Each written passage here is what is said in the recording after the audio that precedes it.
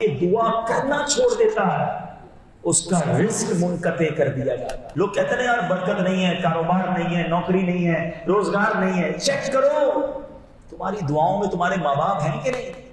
ہمیں تو قرآن دعا سکھاتا ہے. آئے ہائے کیا دعا ہے قرآن کی. اللہم ارحمہما کما ربیانی صغیرا.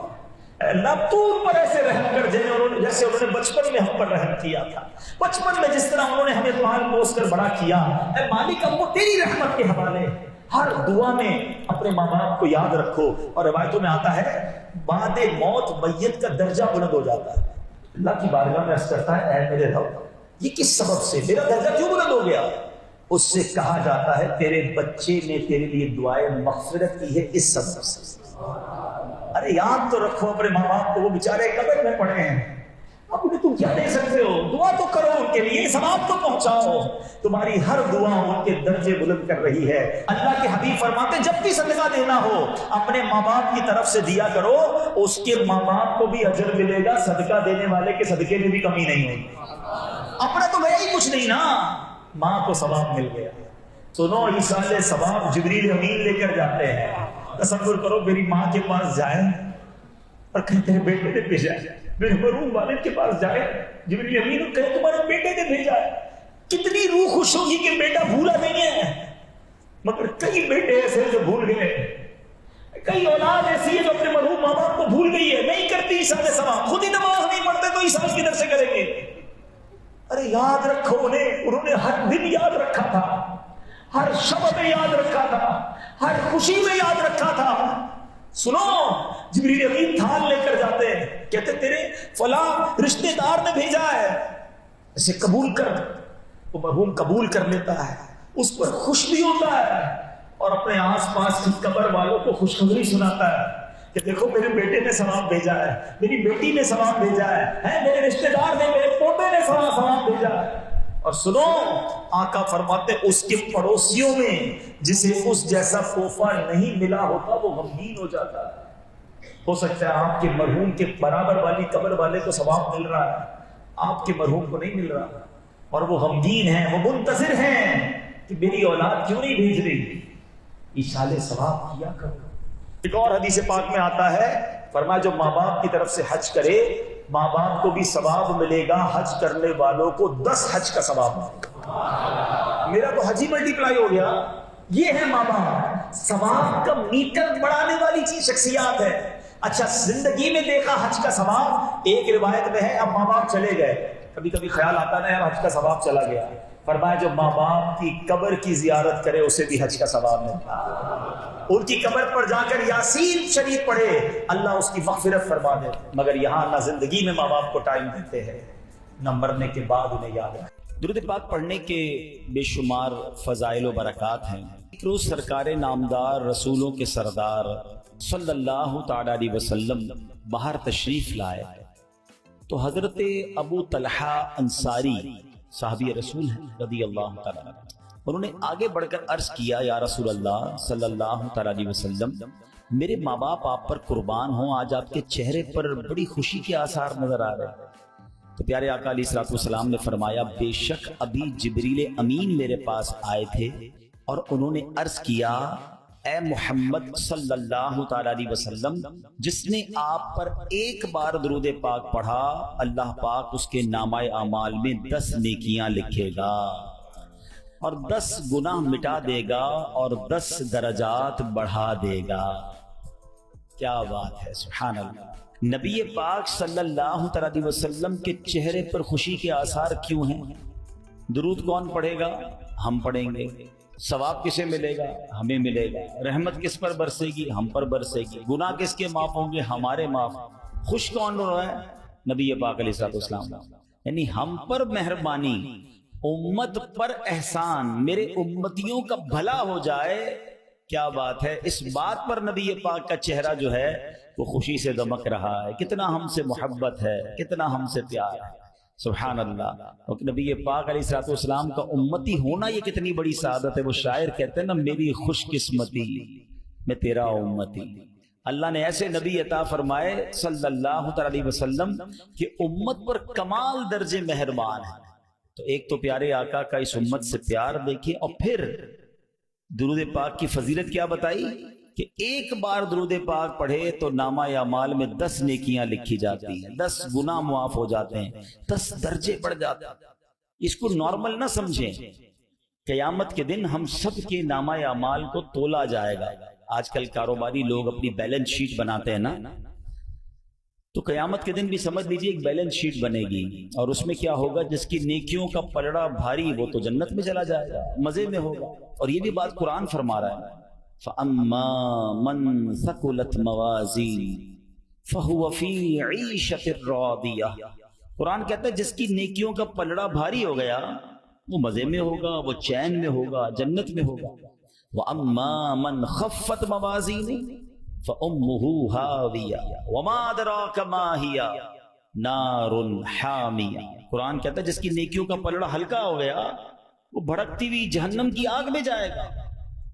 اچھا، اب اس کی تفصیل میں احادیث میں یہ مضمون ملتا ہے کہ کچھ ایسے بھی لوگ ہوں گے جن کی ایک نیکی کم پڑ جائے گی، یعنی گناہوں اور نیکیوں کو جب تولا جائے گا نا تو بیلنس شیٹ آؤٹ ہوگی، اور نیکیاں ایک نیکی کم ہوگی، ایک گناہ زیادہ ہوگا۔ اب اس کو صرف ایک نیکی چاہیے وہ مل جائے، یا کوئی ایک گناہ لے لے اس سے تاکہ وہ پلڑا ہلکا ہو جائے اور یہ جنت میں چلا جائے۔ لیکن وہ ایک نیکی کے لیے مارا مارا پھرے گا، دوستوں کے پاس جائے گا، رشتہ داروں کے پاس جائے گا، یہاں تک کہ اپنے ماں باپ کے پاس جائے گا۔ Nobody help over there۔ اس دن کوئی ہماری مدد نہیں کرے گا۔ تو پتہ یہ چلا کہ اب ذرا تصور کیجئے، امیجنیشن تھوڑی سی کرتے ہیں کہ کوئی ایسا بندہ ہو جو قیامت کے دن پھنس جائے اور اس کی ایک نیکی کم ہے، اس کو کتنا یاد آئے گا کہ کاش میں 2 رکعت نفل اور پڑھ لیتا، کاش میں اور درود پاک پڑھ لیتا، کاش میں اور سجدے کر لیتا، میں اور صدقے کر لیتا۔ یا اس کو کتنے گناہ یاد آئیں گے کہ کاش میں وہ گناہ نہ کرتا، 2-4 گناہ ہی کم کر لیتا تو میرا بیڑا پار ہو جاتا۔ تو اس کا مطلب یہ ہوا کہ دنیا میں کسی کی بیلنس شیٹ آؤٹ ہو جائے نا، کسی سے ادھار لے کر، قرضہ لے کر، کچھ لوگ ہیلپ کر دیتے ہیں نا کہ چلو یار بندہ پھنس گیا ہے اس کی مدد کر دو، اس کی بیلنس شیٹ لیول ہو سکتی ہے۔ On the day of judgment there is no way to balance your balance sheet۔ قیامت کے دن کوئی طریقہ نہیں ہوگا۔ اب آؤ میں آپ کو بتاتا ہوں ایک ایسا وظیفہ ہے جو آپ کی بیلنس شیٹ کو بیلنس کر رہا ہے۔ اب اس حدیث کو پھر سنو، ایک درود پڑھنے پر کتنی نیکیاں ملنی ہیں؟ 10 نیکیاں، اور کتنے گناہ معاف ہونے؟ اس کا مطلب یہ ہوا کہ میرے ادھر درود پڑھتا جاؤں، نیکیوں کا پلڑا بھاری ہوتا جائے گا، گناہوں کا پلڑا ہلکا ہوتا جائے گا۔ یعنی سچی بات تو یہ ہے کہ اگر آج ہم حساب کتاب کریں اور سچا حساب کریں تو ہمارے گناہ تو زیادہ ہیں، نیکیاں تو بہت کم ہیں، بیلنس شیٹ تو پہلے ہی آؤٹ ہے، گناہوں کا پلڑا پہلے ہی پتہ ہے ہمارا زیادہ ہیوی ہوگا۔ تو اب درود پاک یہ ایسا وظیفہ ہمیں دے دیا گیا ہے کہ پڑھی جاؤ، پڑھے جاؤ، پڑھتے جاؤ، زیادہ پڑھتے جاؤ، تاکہ جو گناہ کیے وہ کم ہوتے جائیں اور نیکیاں بڑھتی جائیں، قیامت کے دن جنت میں داخلہ مل جائے۔ اب پھر ہماری مرضی ہے ہم کتنے درود پاک پڑھیں، ہونا یہ چاہیے کہ کثرت سے درود پاک پڑھیں۔ آئیے مل کر محبت سے بآواز بلند درود پاک پڑھ لیں، صلو علی الحبیب صلی اللہ علیہ وسلم۔ ایک بڑا ہی اسلامی تاریخ کا انوکھا واقعہ اور پھر اس کا ذکر قرآن مجید میں بھی آ گیا۔ حضرت خولہ رضی اللہ تعالی عنہا یہ بڑی عظیم خاتون ہیں، اور ان کے ساتھ ایک بڑا ہی عجیب و غریب ماجرا پیش آیا۔ اب وہ ماجرا کیا تھا انشاءاللہ میں آپ کے سامنے پیش کرتا ہوں، آپ سنیں گے تو آپ کو اندازہ ہوگا کہ اللہ کی رحمت کتنی بڑی ہے، اور اپنے بندوں پر اللہ کریم کس قدر مہربان اور کس قدر ان کے لیے آسانی کرنے والا ہے۔ معاملہ یہ تھا، یہ سورہ مجادلہ قرآن پاک کی سورت ہے، یہ اس کا شان نزول ہے۔ پہلے تو یہ سمجھ لیں کہ فقہی مسئلہ ایک ہے، تھوڑا ٹپیکل مسئلہ ہے، میں اس کی زیادہ ڈیپ میں نہیں جاؤں گا، میں اصل موضوع کی طرف رہوں گا۔ جو اس کو مزید ڈیٹیل میں پڑھنا چاہے تو پھر وہ علماء کرام سے رجوع کرے یا فقہی کتابوں میں پڑھ لیں۔ یہ مسئلہ کہلاتا ہے زہار، اور جو شادی شدہ لوگ ہوتے ہیں نا ان کو یہ مسائل ضرور سیکھنا چاہیے۔ فقہ کی کتابوں میں یہ پورا ایک الگ سے چیپٹر ہے، اور اس کا سادہ سا مطلب یہ ہے کہ اگر کوئی شخص اپنی بیوی کو اپنی ماں یا بہن کی مثل کہہ دے، مثلا شوہر نے اپنی بیوی کو کہا کہ تم میرے لیے میری ماں کی مثل ہو، یہ زہار ہوتا ہے۔ اس کی پوری تفصیل ہے، اور اسلام کے ابتدا میں جب اسلام شروع ہوا تھا تو زہار کرنے والے کا یا زہار کا حکم بھی طلاق والا تھا، یعنی اگر کوئی شخص اپنی زوجہ کو یہ کہہ دے کہ تم میری ماں کی مثل ہو تو اس کی بیوی اس پر حرام ہو جاتی تھی. یہ اسلام کے شروع میں حکم تھا. اب ایک صحابیہ ہیں حضرت خولہ بنت ثعلبہ رضی اللہ تعالی عنہ. ایک مرتبہ ان کے شوہر نے انہیں کہہ دیا کہ تم تو میری ماں کی مثل ہو. کہنے کو تو کہہ گئے مگر پھر انہیں شرمندگی ہوئی کہ یہ میں نے کیا کہہ دیا. اب پریشانی ہو گئی کہ اس طرح تو نکاح ختم ہو جاتا ہے, بیوی اپنے شوہر پر حرام ہو جاتی ہے. اسی پریشانی کے عالم میں حضرت خولہ بنت ثعلبہ رضی اللہ تعالی عنہا بارگاہ رسالت میں حاضر ہوئی اور نبی پاک کی بارگاہ میں سارا واقعہ بیان کیا کہ حضور ایسا ایسا ہو گیا ہے. پیارے آقا علیہ الصلوۃ والسلام سے عرض کی کہ حضور میرا مال ختم ہو چکا ہے, میرے ماں باپ وفات پا چکے ہیں, عمر میں بھی میری زیادہ ہو گئی ہے, بچے بھی میرے چھوٹے چھوٹے ہیں, میں اگر انہیں اپنے باپ کے پاس چھوڑوں تو ماں کے بغیر ننھے بچوں کی پرورش کیسے ہو سکے گی, اور اپنے پاس رکھوں تو پیسے تو ہے نہیں میرے پاس, بھوکے مر جائیں گے. اب ایسی کیا صورت ہو کہ میری اور میرے شوہر کے درمیان جدائی نہ ہو. رسول رحمت شفیع امت صلی اللہ تعالی علیہ وسلم نے ساری عرض سن کر فرمایا تمہارے مسئلے کے متعلق میرے پاس کوئی حکم نہیں ہے. یعنی ابھی تک زہار کے متعلق کوئی نیا حکم نازل نہیں ہوا تھا, اور پرانا دستور تو یہی تھا کہ جو زہار کرے گا عورت اس کی حرام ہو جائے گی, قانون یہی تھا. حضرت خولہ بڑی پریشان, دل غم سے ڈوب گیا, اور رہ رہ کر انہیں بچوں کا خیال آ رہا تھا. بار بار بارگاہ رسالت میں عرض کی کہ حضور میرے شوہر نے طلاق کا لفظ نہیں بولا تھا, وہ میرے بچوں کے ابو ہیں, یا رسول اللہ صلی اللہ علیہ وسلم کوئی تو صورت بتائیے. لیکن رسول اکرم علیہ الصلوۃ والسلام نے یہی جواب دیا کہ میرے پاس تو وہی حکم ہے, یعنی اس کے لیے کوئی نیا حکم ابھی نازل نہیں ہوا. اب جب دیکھا کہ کوئی جو خواہش ہے, جو تمنا ہے, ایسا کوئی رزلٹ مل نہیں رہا, ایسا کوئی جواب آ نہیں رہا, تو اللہ اکبر بے قرار دل کے ساتھ حضرت خولہ نے اللہ کی بارگاہ میں ہاتھ اٹھایا, رب کی بارگاہ میں گریا وزاری آنسو بہا کر عرض کی کہ اللہ میری محتاجی, بے کسی, پریشان حالی پر رحم فرما, اپنے محبوب علیہ الصلوۃ والسلام پر ایسا حکم نازل فرما جس سے میری مصیبت دور ہو جائے. آپ روتی رہی, اللہ کی بارگاہ میں دعا کرتی رہی. اللہ اکبر, غمگین دل سے پکارا تھا نا, توجہ کے ساتھ پکارا تھا, گریا وزاری کے ساتھ پکارا تھا. رب کریم کی بارگاہ میں دعا کیسی قبول ہوئی کہ جبریل امین وحی لے کر حاضر ہو گئے. نبی پاک کی بارگاہ میں قرآن پاک کی آیت لے کر آئے, اور یہ سورہ مجادلہ 28ویں پارے کی یہ سورت ہے, اور سورہ مجادلہ کی ابتدائی آیتیں نازل ہوئیں. اب اللہ قرآن مجید میں کیا ارشاد فرماتا ہے, بسم اللہ الرحمن الرحیم, الذین یظاہرون منکم من نسائہم ما ہن امہاتہم ان امہاتہم الا اللائی ولدنہم وانہم لیقولون منکرا من القول وزورا وان اللہ لعفو غفور. اللہ قرآن میں فرماتا ہے تم میں سے وہ لوگ جو اپنی بیویوں کو اپنی ماں جیسی کہہ بیٹھتے ہیں, وہ ان کی مائیں نہیں, ان کی مائیں تو وہی ہیں جنہوں نے انہیں جنم دیا, اور بے شک وہ ضرور ناپسندیدہ اور بالکل جھوٹ بات کہتے ہیں, اور بے شک اللہ ضرور بہت معاف کرنے والا, بہت بخشنے والا. اللہ, اب اور بھی اس کی آیتیں ہیں اس سورت کی. تو اب خلاصہ کیا ہوا کہ حضرت خولہ رضی اللہ تعالی عنہا کی دعا کی برکت سے زہار کا پہلے والا حکم منسوخ کر دیا گیا, اور نیا حکم نازل ہوا. یعنی اب قیامت تک کے لیے اصول بن گیا کہ زہار جو ہے وہ طلاق کے حکم میں نہیں ہے, البتہ بہت ناپسندیدہ ہے, جھوٹی بات ہے, اس سے بچنا لازم ہے. اگر کوئی جانے یا انجانے میں اپنی زوجہ سے زہار کر بیٹھے تو مثلاً اسے اپنی ماں کی طرح کہہ بیٹھے, اب اس کا حکم تو یہی ہوگا کہ وہ زوجہ کے قریب نہیں جا سکے گا, لیکن یہ طلاق نہیں ہے. اب اس کی کفارے ہیں, اس کی پوری ڈیٹیل ہے, تو میں یہ نہیں چاہوں گا کہ اس کی میں مزید ڈیٹیل میں جاؤں, اللہ نہ کرے ایسا کوئی معاملہ ہو جائے. اس کی تفصیل پڑھنی ہو تو بہار شریف میں موجود ہے, ورنہ مفتیان کرام سے رجوع کیا جائے. میرا یہاں پر جو ٹاپک ہے, جو بات, جس موضوع کو مجھے لے کر چلنا ہے آج کے بیان میں, کہ غمگین دل سے, دکھے دل سے, بے قراری کے ساتھ, اور پھر توجہ کے ساتھ جب بارگاہ الہی میں دعا کی جاتی ہے نا, تو بڑی بڑی مشکلیں ٹل جایا کرتی ہیں, بڑے بڑے مسئلے حل ہو جایا کرتے ہیں. یعنی یہ اتنی غمگین تھی, اتنی دکھی تھی, اپنے بچوں کی فکر تھی, اور جب بارگاہ الہی میں دعا کی تو آپ سوچیں یہ چھوٹی بات نہیں ہے. یعنی ایک حکم پہلے آ چکا تھا, مگر اس غمزدہ خاتون کی دعا نے رحمت الہی کو ایسے پکارا کہ وہ حکم منسوخ کیا گیا، ایک نیا حکم جاری کیا گیا، اور رہتی دنیا کے لیے سبحان اللہ گویا ایک آسانی بھی عطا ہو گئی، اور یہ حکم بھی قرآن پاک میں نازل ہو گیا۔ یعنی یہ دوسرے لفظوں میں یہ کہا جا سکتا ہے کہ حضرت خولہ کی وہ دعا ایسی قبول ہوئی کہ اس کا ذکر یا اس کا ثمرہ جو ہے وہ قرآن پاک میں آیت کی صورت میں نازل ہو گیا۔ صبح قیامت تک قرآن پڑھا جاتا رہے گا، جب جب پڑھا جائے گا حضرت خولہ کی دعا کو یاد کیا جائے گا۔ یہ ہے دعا۔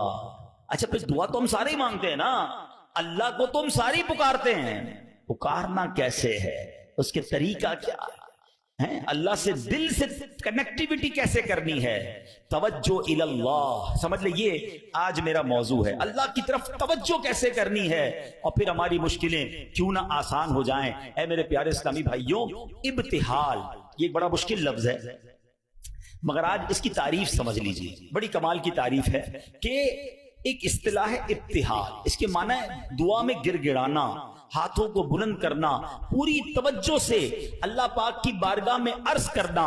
یہ ہمارے آقا علیہ الصلوۃ والسلام کی پیاری سنت ہے، اس لیے اللہ پاک کے حضور گر گڑا کر پوری توجہ کے ساتھ دعا مانگنے کی عادت بنائیں۔ ایسے دعا مانگیں گے تو انشاءاللہ برکتیں نصیب ہوں گی۔ امیر اہل سنت کے جو اشعار ہے نا، دعائیہ اشعار، اس میں جو توجہ ہے، جو انکساری ہے، جو کنیکٹیویٹی ہے، اللہ مجھے اور آپ کو صحیح معنوں میں توجہ اللہ کے ساتھ دعا کرنے کی توفیق نصیب فرما۔ میں ایک دو اشعار پڑھتا ہوں تاکہ اندازہ ہو کہ اللہ سے مانگنا ہے انکساری اور کنیکٹیویٹی کیسی ہونی چاہیے۔ سبحان اللہ۔ میں ہوں بندہ تو ہے مولا، تو ہے قادر میں ناکارا، میں ہوں بندہ تو ہے مولا، تو ہے قادر میں ناکارا، میں منگتا تو دینے والا، میں منگتا تو دینے والا، یا اللہ میری جھولی بھر دے، یا اللہ جھولی بھر دے، بخش دے میری ساری خطائیں، بخش دے میری ساری خطائیں، کھول دے مجھ پر اپنی عطائیں، کھول دے ہم پر اپنی عطائیں، بخش ہماری ساری خطائیں، کھول دے ہم پر اپنی عطائیں، برسا دے رحمت کی برکھا، برسا دے رحمت کی برکھا، یا اللہ میری جھولی بھر دے، یا اللہ۔ سبحان اللہ سبحان اللہ۔ قرآن پاک کی ایک سورت ہے سورہ انبیاء، اس مبارک سورت میں کئی انبیاء کرام کا تذکرہ ہے، اس میں بالخصوص انبیاء کرام کا یہ وصف بھی ذکر ہوا کہ اللہ پاک کے پیارے نبی اللہ پاک کی بارگاہ میں دعائیں کیسے مانگتے تھے، کیسے دعائیں کرتے، اور کوئی بھی مشکل آتی تھی تو اللہ کی طرف رجوع لاتے، توجہ اللہ کرتے، اور گر گڑا کر بے قراری کے ساتھ اللہ رب العالمین کی بارگاہ میں دعا مانگتے۔ سبحان اللہ۔ حضرت نوح علیہ السلام، آپ نے 950 سال تک لوگوں کو اللہ کی طرف بلایا۔ اب یہ بڑا ان کی زندگی جو ہے نا بڑا خوبصورت ہمارے لیے میسج بھی ہے۔ 950 سال میں آپ کو پتہ کتنے لوگ ایمان لائے؟ کم و بیش 80 لوگ ایمان لائے۔ کدھر 950 سال اور صرف 80 لوگ ایمان لائے؟ اس میں بڑا درس ہے ہم سب کے لیے کہ اللہ کے نیک بندوں کو بعض اوقات اچھے کاموں میں تکلیف آتی ہے، ہمت نہیں ہارنی ہوتی۔ ہم تھوڑا سا کوئی نیکی کا کام کریں، کوئی ساتھ نہ دے، بندہ کہتا ہے میں تو کچھ نہیں کرتا، نیکی کا زمانہ نہیں ہے بھائی، میں تو اللہ کے لیے کر رہا تھا، کوئی ساتھ ہی نہیں دے رہا، فلاں نے تو دل توڑ دیا، فلاں نے ساتھ نہیں دیا۔ ارے اللہ کے بندو، یہی تو امتحان ہے۔ آپ استقامت، آپ کا کام کرنا ہے، تعداد کو نہ دیکھیں، اللہ کی رضا کو دیکھیں۔ 950 سال میں لوگوں نے بات نہیں مانی، پھر آپ نے اللہ کی بارگاہ میں جب دعا کی کہ لوگ حضرت نوح علیہ السلام پر تشدد بھی کرتے، برا بھلا بھی کہتے تھے، ایک تو تھا ایمان بھی نہیں لا رہے تھے اور پھر مارتے بھی تھے، تکلیف بھی دیتے تھے۔ اللہ تبارک و تعالیٰ کی بارگاہ میں جب دعا کی نا تو اللہ نے قرآن میں فرمایا فَاسْتَجَبْنَا لَهُ فَنَجَّيْنَاهُ وَأَهْلَهُ مِنَ الْكَرْبِ الْعَظِيمِ۔ اللہ فرماتا تو ہم نے اس کی دعا قبول کی اور اسے اور اس کے گھر والوں کو بڑی سختی سے نجات دی۔ اللہ سے دعا مانگی، باقی قوم کے لیے طوفان آیا اور وہ قوم اس طوفان میں غرق ہو گئی۔ اللہ نے بڑی تکلیف سے حضرت نوح کو نجات دی، کیوں؟ آپ نے دعا مانگی، آپ نے اللہ سے بات کی۔ حضرت نوح علیہ السلام کی اس دعا کے نتیجے میں کفار پر کیسا سیلاب آیا، سب برباد ہو گئے۔ اسی طرح حضرت ایوب علیہ السلام پر آزمائش آئی تھی نا، آپ پر طرح طرح کی بیماریاں بھی تھیں، آپ کے بچے بھی دنیا سے چلے گئے، آپ کا کاروبار، آپ کا مال سب برباد ہو گیا۔ اللہ اکبر، آپ نے اللہ کو کیسے پکارا، اور یہ دعائیں کتنی مقبول ہیں کہ قرآن میں موجود ہیں، بلکہ اس کو تو یاد کر لو، کیا ترجمہ ہے، آنسو آ جائیں گے آپ کی آنکھ میں۔ حضرت ایوب کہتے ہیں انی مسنی الضر وانت ارحم الراحمین، اس کا ترجمہ سنو کہ بے شک مجھے تکلیف پہنچی ہے اور تو سب رحم کرنے والوں سے بڑھ کر رحم کرنے والا ہے۔ اگر تکلیف پہنچے تو کیوں دنیا کو پکارنا ہے، کیوں دنیا والوں کے پاس جانا ہے؟ چلو نا اس کے دربار میں چلتے ہیں جس سے تکلیف دور کرنی ہے۔ حضرت ایوب علیہ السلام نے رب کو پکارا نا، انی مسنی الضر وانت ارحم الراحمین، یہ وہ دعا ہے جو قبول ہے، یہ وہ دعا ہے جس کے صدقے میں حضرت ایوب کو شفا بھی دی گئی اور ساری مال دولت اولاد واپس عطا کر دی گئی۔ اگر آپ بھی کسی پریشانی میں ہیں، آپ بیماری میں ہیں، آپ قرضے میں ہیں، آپ مصیبت میں ہیں، آؤ نہ رب سے حضرت ایوب کے انداز میں دعا مانگتے ہیں نا۔ اچھا، یہ دعا اللہ نے ہمیں سکھانے کے لیے تو قرآن میں عطا فرما دی نا کہ میرے بندو میرے دربار میں مانگنا ہے تو یوں ہی مانگ لو جیسے میرے نبی نے مانگا ہے۔ اللہ اکبر۔ علماء کہتے ہیں یہ بڑی دلاسا دینے والی دعا ہے، یہ بڑی مشکلوں کو ٹالنے والی دعا ہے، یہ تکلیفوں میں کام آنے والی دعا ہے۔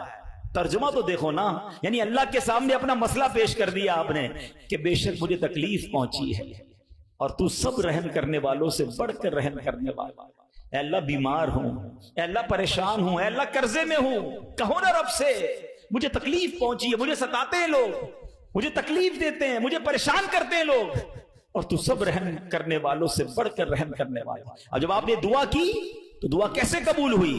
یہ بات بھی رب نے قرآن میں ارشاد فرمائی سورہ انبیاء میں، فَاسْتَجَبْنَا لَهُ فَكَشَفْنَا مَا بِهِ مِن ضُرٍّ وَآتَيْنَاهُ أَهْلَهُ وَمِثْلَهُمْ مَعَهُمْ رَحْمَةً مِّنْ عِنْدِنَا وَذِكْرَىٰ لِلْعَابِدِينَ۔ اللہ قرآن میں فرماتا تو ہم نے اس کی دعا سن لی، تو ہم نے دور کر دی جو تکلیف اسے تھی، ہم نے اسے اس کے گھر والے اور ان کے ساتھ نہیں اور عطا کیے، اپنے پاس سے رحمت فرما کر اور بندگی والوں کے لیے نصیحت ہے۔ حضرت یونس پر کیسی آزمائش آئی تھی؟ کوئی سوچ سکتا ہے کہ مچھلی کے پیٹ میں ہمیں تھوڑی سی پرابلم آئے ہم بے قرار، بے چین، شکوے، شکایت؟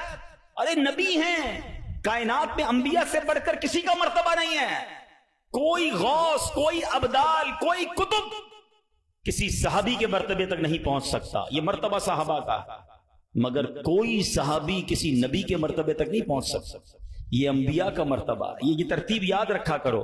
اعلیٰ حضرت نے تو ایک شعر میں پوری ترتیب بتا دی نا۔ خلق کون ہے؟ ہم لوگ ہیں، عام لوگ۔ خلق سے اولیاء، اولیاء سے رسول، اور رسولوں سے اعلیٰ ہمارا نبی۔ ہمارے آقا تو سب سے اعلیٰ ہے نا، مگر انبیاء کی بات کمال ہے۔ اور انبیاء میں کون ہے؟ حضرت یونس علیہ السلام، مچھلی کے پیٹ میں کیسی تکلیف، زندہ رہوں گا کہ نہیں، باہر نکلوں گا کہ نہیں، اندھیری غار، نظر بھی کچھ نہیں آ رہا، مگر وہاں بھی اللہ کو پکارا ہوں۔ اللہ قرآن میں فرماتا ہے فَاسْتَجَبْنَا لَهُ وَنَجَّيْنَاهُ مِنَ الْغَمِّ وَكَذَلِكَ نُنْجِي الْمُؤْمِنِينَ۔ اللہ قرآن میں فرماتا اور تو ہم نے اس کی پکار سن لی اور اسے غم سے نجات بخشی، اور ایسی ہی نجات دیں گے مسلمانوں کو۔ بلکہ بڑی پیاری دعا یاد کر لو آج، حضرت یونس علیہ السلام نے جو مچھلی کے پیٹ میں تھے نا، جو دعا مانگی تھی نا، علماء کہتے ہیں وہ دعا پتہ ہے کون سی تھی؟ جس کو آج ہم آیت کریمہ کہتے ہیں نا، لا الہ الا انت سبحانک انی کنت من الظالمین. یہ چابی ہے، ہاں یہ مصیبت کے تالے کی چابی ہے، یہ کمال کی دعا ہے. اور یہ آپ نے دعا کی اور اللہ نے مچھلی کے پیٹ سے آپ کو نجات عطا فرما دی، پھر سے قوم بھی عطا فرما دی، سرداری بھی عطا فرما دی. تو یہ دعائیں ہیں جو بے قراری میں، مصیبت میں رب کو پکارا گیا. اللہ اکبر. تو اے میرے پیارے اسلامی بھائیوں، اللہ کرے کہ ہم اپنے رب کو پکارنے والے بن جائیں، صحیح طریقے سے دعا کرنے والے بن جائیں. حضرت زکریا، اللہ اکبر، آپ بڑی عمر ہو گئی، آپ کی بڑھاپے تک پہنچ گئے، آپ کی اولاد نہیں تھی، آپ کی زوجہ بھی بانجھ تھی. آج کل ڈاکٹر کہہ دیتے ہیں نا کہ اولاد نہیں ہو سکتی، ہم ڈاکٹروں کی بڑی مانتے ہیں. ارے ڈاکٹر کچھ بھی کہہ دے، ان اللہ علی کل شیء قدیر، میرا رب جو چاہے وہ کرنے پر قادر ہے. اپنی آنکھوں سے دیکھا ہے، آپ نے بھی دیکھا ہوگا، کسی کو ڈاکٹر کہتے ہیں جناب کوئی مرض نہیں ہے، 100% فٹ ہے، 2 دن بعد دنیا سے چلا جاتا. کیسے مرا ڈاکٹر کو بھی پتہ نہیں، موت آ گئی نا. اور کبھی ڈاکٹر کہتے ہیں 3 دن کا مہمان ہے، شاید اس ڈاکٹر کا انتقال ہو جاتا ہے، وہ بندہ پھر بھی زندہ گھوم رہا ہوتا ہے. اللہ کی شان ہے، ڈاکٹر ہے، وہ اپنی سائنس چلائیں، مگر یہ نہ سمجھو کہ جو اس نے کہہ دیا یہ آخری ہے. قدرت میرے رب کی ہے، شان میرے رب کی ہے، وہ ہر چاہے پر قادر ہے، اس پر بھروسہ تو رکھو نا. حضرت زکریا عمر بھی زیادہ ہو گئی، عورت بھی بانجھ ہے، مگر اللہ سے کیا دعا کر رہے ہیں. یہ بھی علماء فرماتے جو بے اولاد ہیں ان کے لیے مجرب دعا ہے، قرآنی دعا ہے. یاد تو کرو نا قرآن کی دعائیں، کیا دعا کی تھی آپ نے، اور مانا تو دیکھو اس کا، کنیکٹیوٹی تو دیکھو نا. مانا کیا اس کا، اے میرے رب مجھے اکیلا نہ چھوڑ، اولاد نہیں تھی نا، اے اللہ مجھے اکیلا نہ چھوڑ، اور تو سب سے بہتر وارث، وانت خیر الوارثین. اب یہ دعا وہ کرتے تھے، اللہ نے کیسی دعا قبول کی، صرف بیٹا نہیں دیا بلکہ بیٹا بھی دیا اور اس کو نبی بھی بنا دیا. بیٹا بھی ایسا دیا جس کو نبی کا مرتبہ عطا فرمایا. اللہ فرماتا ہے قرآن میں فاستجبنا له ووهبنا له يحيى واصلحنا له زوجا.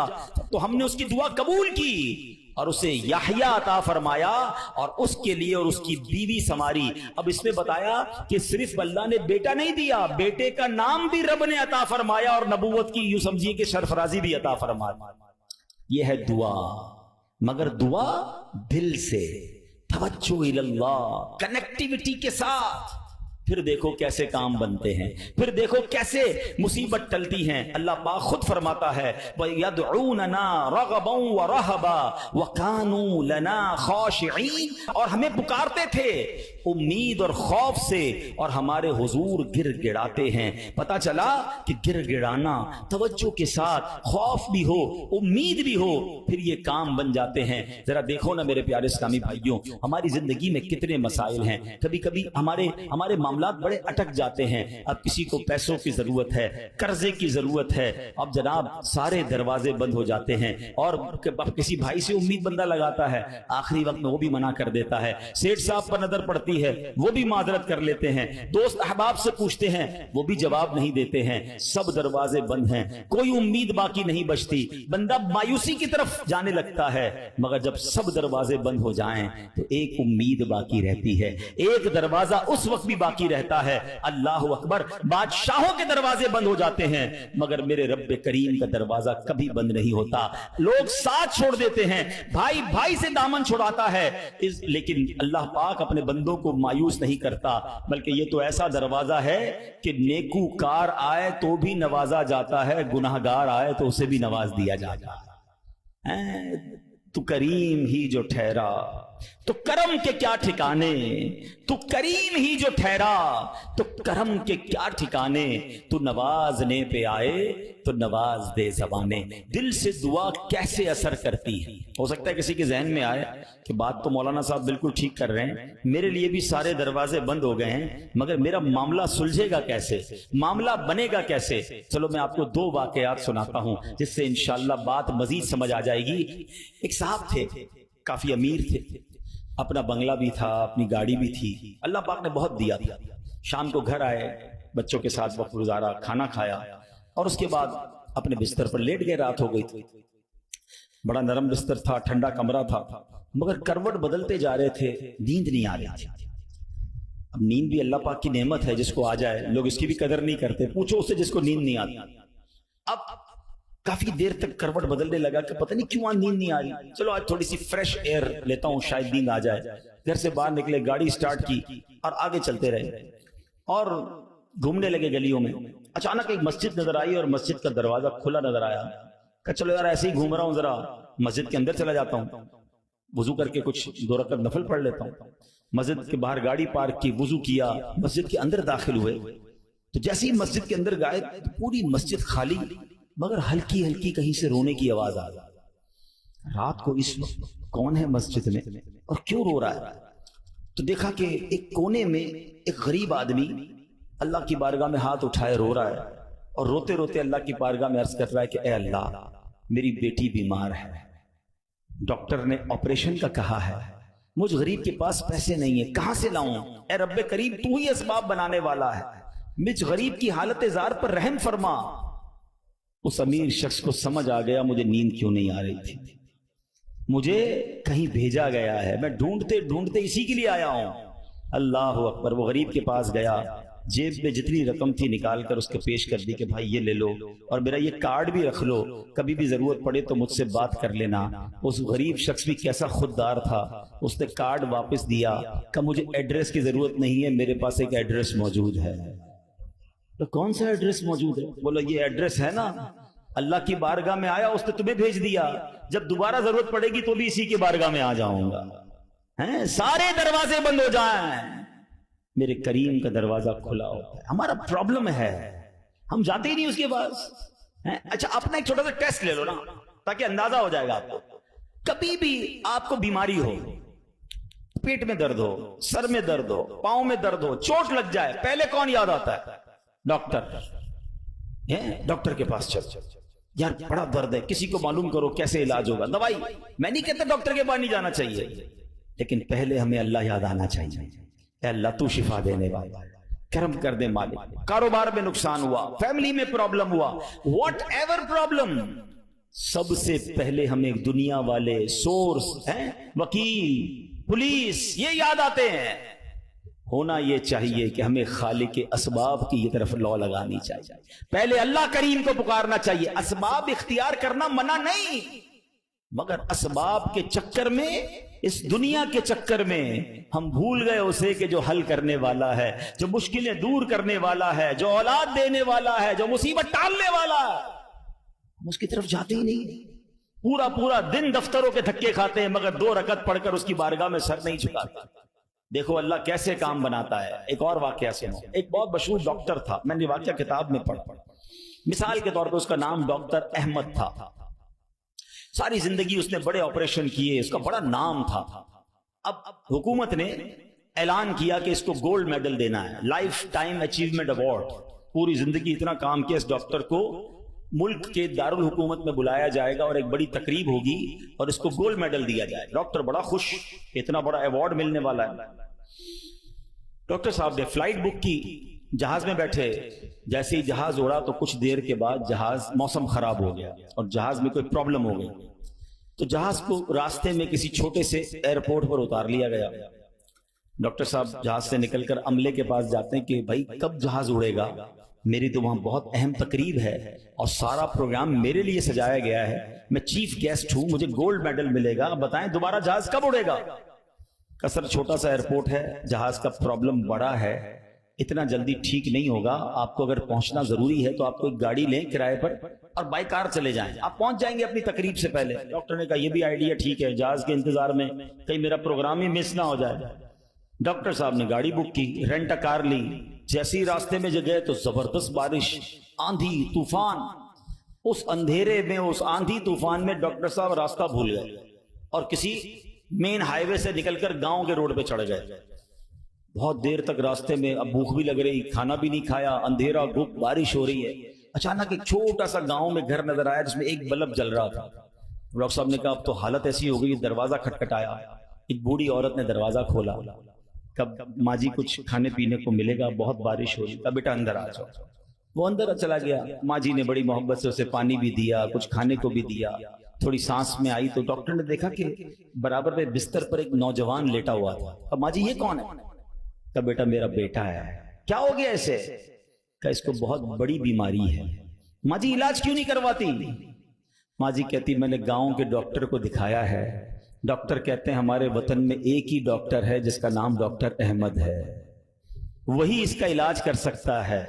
مگر بیٹا میں غریب ماں ہوں, میں اپنے بیٹے کو کہاں سے ڈاکٹر احمد کے پاس لے جاؤں؟ نہ پیسے ہیں نہ کرایہ ہے. بس روز اللہ سے دعا کرتی ہوں, اے اللہ تو کارساز ہے, میرے بیٹے کو شفا دے دے یا ڈاکٹر احمد کے پاس پہنچا دے. ڈاکٹر احمد رونے لگا, کہتا ہے ماں جی میں ہی ڈاکٹر احمد ہوں اور اللہ نے مجھے تیرے گھر پہ بھیج دیا ہے. جہاز کا خراب ہونا, چھوٹے ایئرپورٹ پر اترنا, رینٹ کار لینا, راستہ بھول جانا, کسی اور گھر پہ نہ رکنا, اسی جھونپڑی کے کنارے پر رکنا اور اس گھر میں جانا اور اس مریض کا علاج کرنا.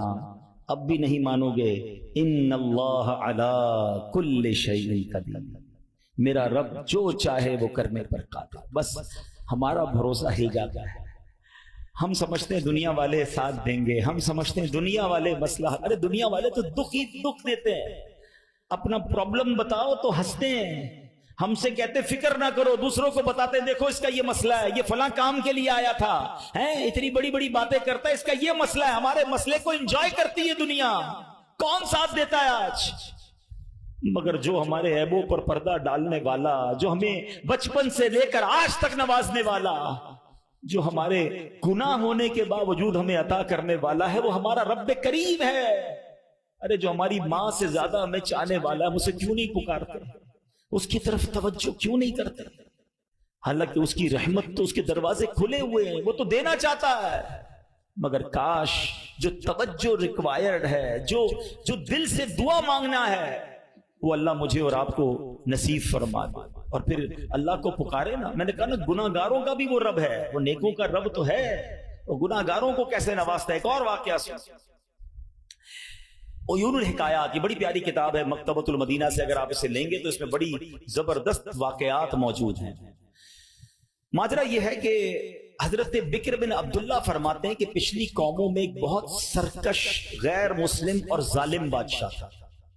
وہ اللہ پاک کی نافرمانی میں حد سے بڑا ہوا تھا. ایک مرتبہ ایک جنگ میں بادشاہ کو گرفتار کر لیا گیا. اب اتنا ظالم تھا کہ جنہوں نے گرفتار کیا تھا انہوں نے کہا اس ظالم بادشاہ کو تو تڑپا کے مارنا ہے.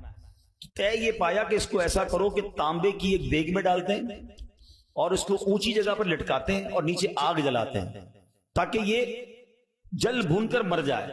ایسے ہی کیا گیا, تانبے کی دیگ بنائی گئی, نیچے آگ لگا دی گئی.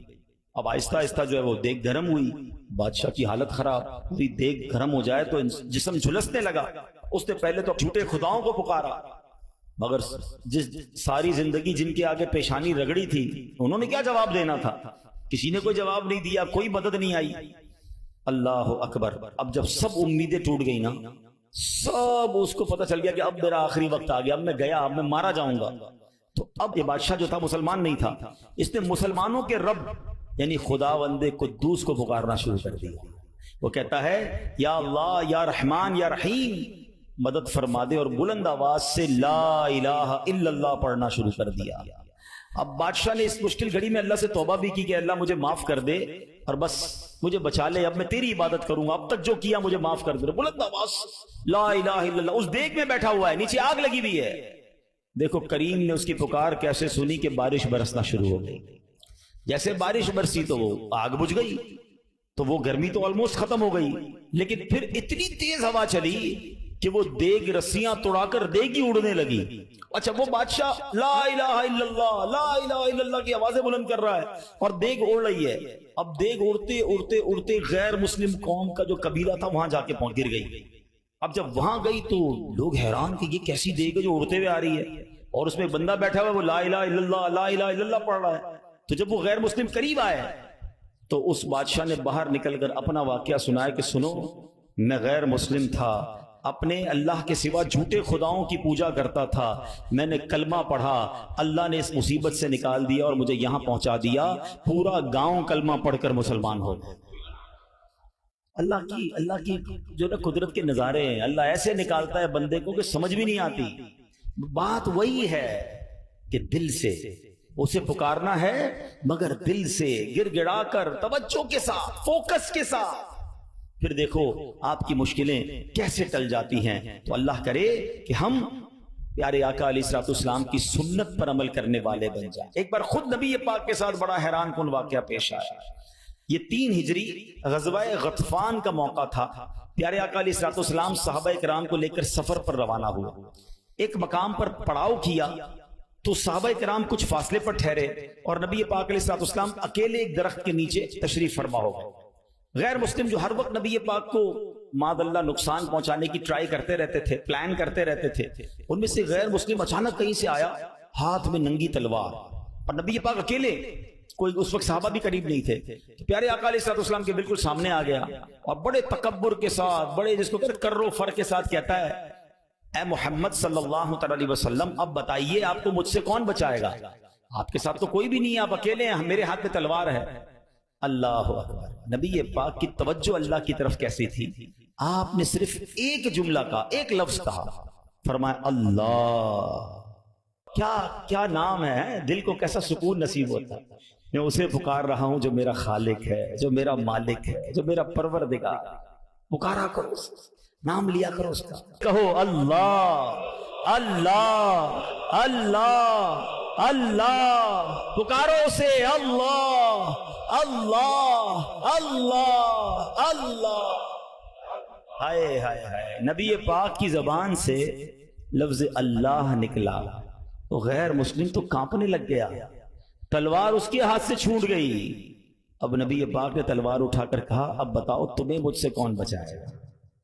تھوڑی دیر پہلے تو وہ کہہ رہا تھا نا آپ کو کون بچائے گا، اب آقا کے ہاتھ میں تلوار ہے صلی اللہ تعالی علیہ وسلم، اب بتاؤ تمہیں کون بچائے گا؟ وہ کہتا ہے حضور مجھے بچانے والا تو کوئی بھی نہیں ہے، وہ مسلمان تو تھا نہیں. نبی پاک علیہ الصلوۃ والسلام نے اس کی بے کسی پر رحم فرمایا، اسے معاف کر دیا. آئے ہائے، نبی پاک کے ایسے اعلیٰ اخلاق دیکھے، وہ کلمہ پڑھ کر مسلمان. دشمن آ جائے تو چادر بھی بچھا دیتے ہیں، ہم معاف کریں گے. جان لینے آیا تھا آقا نے اسے معاف کیا. ہمارے مزاج کے خلاف بات کر دے ساری زندگی دشمنی لے لیتے، مجھے گالی دی، مجھے برا بھلا کہا، مجھے نقصان پہنچایا. کب تک بدلے لیتے رہو گے یار؟ نبی پاک کے امتی ہو تو معاف کرنا بھی تو سیکھو. آقا علیہ الصلوۃ والسلام جانی دشمن کو معاف کر دیتے، ہم اپنے بھائی کو معاف کرنے کے لیے تیار نہیں ہوتے. نہیں میں نہیں جاؤں گا بھائی کے گھر، ہم نہیں جاتے فلاں رشتہ دار کے گھر، ہم نہیں بلاتے کسی کو دعوت میں. چھوٹی چھوٹی باتیں ہیں، کبھی دعوت نہیں دی تھی آپ کو اس وجہ سے، کبھی سیدھے منہ بات نہیں کر سکے، آپ کو ویلکم نہیں کر سکے، آپ کو تحفہ نہیں بھجوایا، اتنی چھوٹی بات پر آپ نے رشتہ داریاں ختم کر دی. اور ایک طرف کہتے ہو کہ نبی پاک کے امتی، آقا کے غلام. اچھا نعتیں سب کو یاد ہیں، یاد کرو نا، نبی پاک کی سنت پر تو عمل کرو، کسی کو تو معاف کرو. بندہ کہتا میں بتاتا ہوں، مجھے گالی دی ہے، اب میں بتاتا ہوں. وہ ایک گالی دیتا ہے، ادھر سے 7 گالیاں جاتی ہیں. اور صحیح بات یہی ہے، جو کہتا ہے میں بتاتا ہوں، وہ واقعی بتا دیتا ہے وہ کون ہے، اس کے اندر کتنا گند بھرا ہوا ہے. اگر وہ آپ کے ساتھ برا کر رہا ہے تو آپ کو کس نے اجازت دی ہے برا کرنے کی؟ ایک عجیب سا جملہ مشہور کر دیا گیا ہے کہ جناب ہم شریف کے ساتھ شریف ہیں، بدماش کے ساتھ بدماش ہیں. مجھے آج تک سمجھ نہیں آیا کون سا بٹن لگا ہوا ہے آپ کے اندر بھائی. شریف کے ساتھ شریف ہوتے ہو، بدماش آتا ہے آپ بھی بدماش بن جاتے ہو، تو پھر تو آپ بھی بدماش ہوئے نا بھائی. شریف آدمی شریف کے ساتھ شریف ہوتا ہے، بدماش کے ساتھ بھی شریف ہوتا ہے، تبھی تو بدماش کی اصلاح ہوگی نا. مسلمان ہوا نا یہ شخص، نبی پاک نے معاف کر دیا. تو خدا را آقا کی سنت کو ادا کریں، اور جیسی بھی مشکل، جتنی بڑی مشکل ہو، آپ بس دعا کریں، اللہ کو پکاریں، اللہ کو یاد کریں، توجہ اللہ کی طرف جائے. اچھا ایک اور چیز، ایک اور ٹیسٹ کرتے. کوئی نقصان ہو گیا، کوئی تکلیف ہو گئی، آپ ہماری ہم جس جنریشن کے، میں جس جنریشن کا ہوں، شاید اب تو ایسا نہیں ہے، جو بزرگ بیٹھے ان سے پوچھیں کہ ہماری مائیں یا ہماری نانی دادی بچے کو سلاتی تھی تو ذکر اللہ کر کے سلاتی تھی. آمینہ بی بی کے گلشن میں کیسے پڑھتی تھی؟ آمینہ بی بی کے گلشن میں آئی ہے تازہ بہار، پڑھتے ہیں صلی اللہ وسلم آج در و دیوار. نبی جی اللہ اللہ اللہ لا الہ ہو اللہ اللہ اللہ لا. رات بچے کو سلا رہے ہیں تو ذکر الہی ہو رہا ہے، نعتیں سنائی جا رہی ہیں، بچے کو کچھ لگ جائے تو حسبی اللہ، یا اللہ خیر ہے. اب تو عجیب عجیب باتیں ہیں. رات کو موبائل پکڑا دیا ہاتھ میں، گانا دیکھتے ہوئے، میوزک دیکھتے ہوئے، کارٹون دیکھتے ہوئے، ابا بھی سو رہا ہے، بچہ بھی سو رہا ہے. صبح اٹھتے ہی بھائی وضو کروا کے فجر پڑھایا جاتا تھا، کلمہ پڑھایا جاتا تھا. مجھے اپنا یاد ہے کہ ہم جب چھوٹے تھے تو اسکول جانا ہوتا تھا تو فجر کی نماز کے بعد پھر سو گئے تو ہمارے اس وقت ریڈیو پاکستان پہ، جو میری عمر کے لوگوں ان کو پتا ہوگا، اب تو پتا نہیں ہے، صبح 7 بجے جو ہے نا وہ درود پاک چلتا تھا. اللہم صلی علی سیدنا محمد النبی الامی وعلی آلہ وصحبہ کچھ یاد آ رہا ہوگا، یہ کنٹینیو چلتا تھا. تو والدہ وہ اس کو آن کر کے بڑی آواز کر دیتے تھے تو خود ہی آنکھ کھل جاتی تھی، خود ہی اب درود سے اٹھایا جا رہا ہے. یہ انداز تھا ہمارے گھروں کا کہ صبح اٹھاتے وقت، رات سلاتے وقت، بچے گھر سے جا رہا ہے اللہ رسول کے حوالے، غوث پاک کے حوالے. یعنی ہماری ٹریننگ اس طرح ہوتی تھی کہ بات بات پر اللہ کا ذکر، اللہ کے رسول کا ذکر.